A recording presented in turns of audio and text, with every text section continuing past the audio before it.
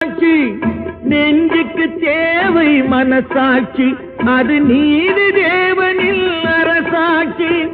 அத்தனை உண்மைக்கும் அவன் சாட்சி, அத்தனை உண்மைக்கும் அவன் சாட்சி. மக்கள் அரங்கத்தில் வராது அவன் சாட்சி, அரங்கத்தில் வராது அவன் சாட்சி. கடவுள் ஏன் கல்லானான், மனம் கல்லாய் போன மனிதர்களாலே.